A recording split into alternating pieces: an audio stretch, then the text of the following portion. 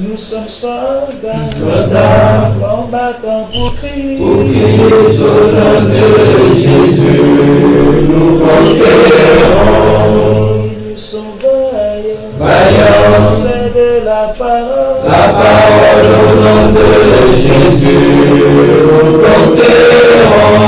Nous sommes vaillants, Vaillants, cités à dessein. à dessein au nom de Jésus, nous conquérons.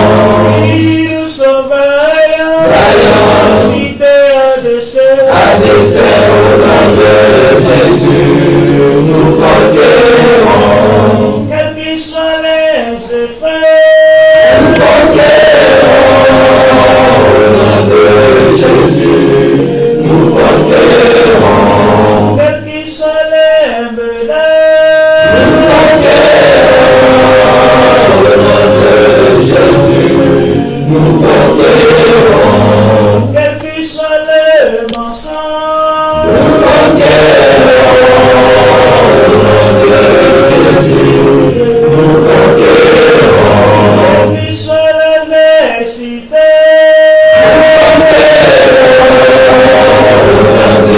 Jésus, nous conquérons.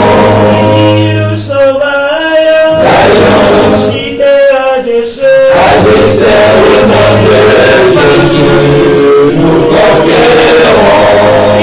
Nous sommes vaillants, Vaillants, cités à dessein. à dessein au nom de Jésus, nous conquérons.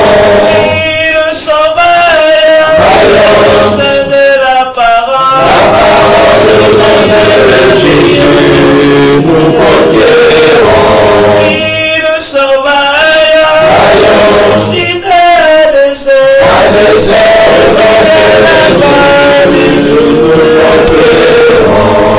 Quels qu'ils soient les mensonges,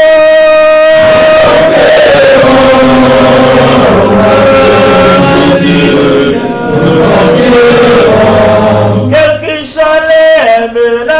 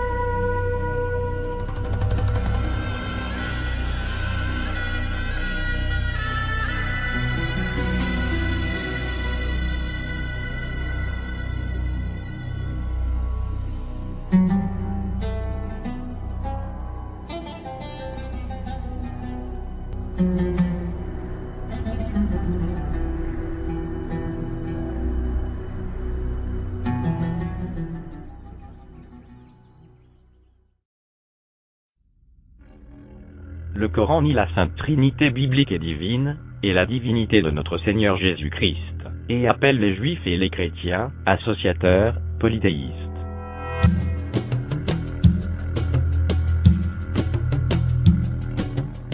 Et votre divinité est une divinité unique, pas de divinité à part lui, le tout miséricordieux, le très miséricordieux. Parmi les hommes, il en est qui prennent en dehors d'Allah des égaux à lui, en les aimant comme on aime Allah. Or les croyants sont les plus ardents en l'amour d'Allah. Quand les injustes verront le châtiment, ils sauront que la force tout entière est à Allah, et qu'Allah est dur en châtiment. Allah, point de divinité à part lui, le vivant, celui qui subsiste par lui-même, Al-Qayyum, ni somnolence, ni sommeil, ne le saisissent. À lui appartient tout ce qui est dans les cieux et sur la terre. Qui peut intercéder auprès de lui sans sa permission? Il connaît leur passé et leur futur, et de sa science, il n'embrasse que ce qu'il veut. Son trône courcille, déborde les cieux et la terre, dont la garde ne lui coûte aucune peine. Et il est le Très-Haut, le Très-Grand. Nous allons jeter l'effroi dans les cœurs des mécréants, car ils ont associé à Allah des idoles, sans aucune preuve descendue de sa part. Le feu sera leur refuge. Quel mauvais séjour que celui des injustes.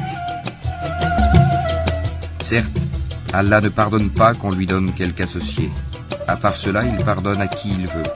Mais quiconque donne à Allah quelque associé commet un énorme péché.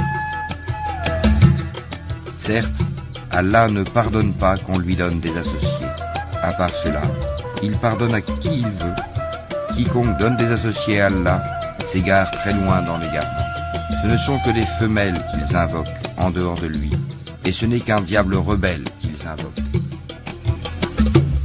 Ô gens du livre, chrétiens, n'exagérez pas dans votre religion et ne dites d'Allah que la vérité. Le Messie Jésus, fils de Marie, n'est qu'un messager d'Allah.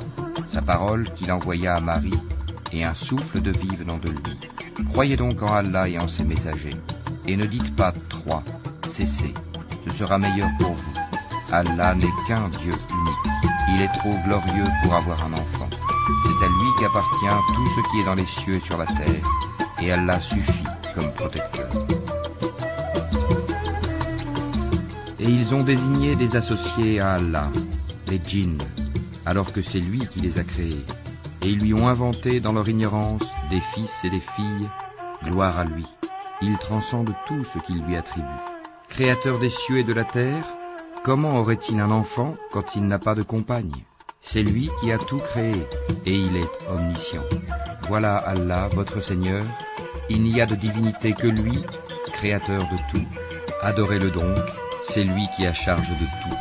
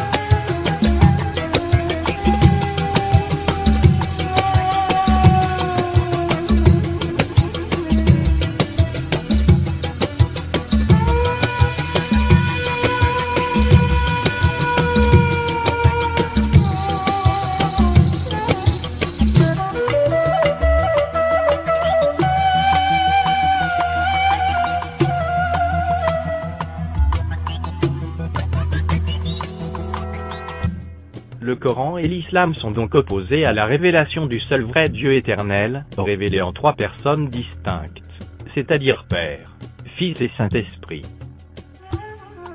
Tous les musulmans sont donc victimes d'une fausse connaissance du véritable Dieu qui peut, et veut leur offrir un salut gratuit en Jésus-Christ, son Fils unique et éternel engendré. Dès que Jésus eut été baptisé, il sortit de l'eau. Et voici, les cieux s'ouvrirent, et il vit l'Esprit de Dieu descendre comme une colombe et venir sur lui. Et voici, une voix fit entendre des cieux ces paroles. Celui-ci est mon Fils bien-aimé, en qui j'ai mis toute mon affection. Allez, faites de toutes les nations des disciples, les baptisant au nom du Père, du Fils et du Saint-Esprit. En ce moment même, Jésus tressaillit de joie par le Saint-Esprit et il dit : Je te loue, Père Seigneur du ciel et de la terre, de ce que tu as caché ces choses aux sages et aux intelligents, et de ce que tu les as révélées aux enfants. Oui, Père, je te loue de ce que tu l'as voulu ainsi. Toutes choses m'ont été données par mon Père, et personne ne connaît qui est le Fils, si ce n'est le Père, ni qui est le Père si ce n'est le Fils, et celui à qui le Fils veut le révéler. Notre Sauveur Jésus-Christ est en vérité, Dieu venu en chair pour racheter l'humanité perdue, par son sang précieux et sans tache. Au commencement était la parole, et la parole était avec Dieu, et la parole était Dieu. Elle était au commencement avec Dieu. Tout a été fait par elle, et rien de ce qui a été fait n'a été fait sans elle. La parole a été faite chair, et elle a habité parmi nous, pleine de grâce et de vérité. Et nous avons contemplé sa gloire, une gloire comme celle du Fils unique venu du Père. Mais Jésus leur répondit, « Mon Père travaille jusqu'à présent. Moi aussi je travaille. » À cause de cela, les Juifs cherchaient encore plus à le faire mourir.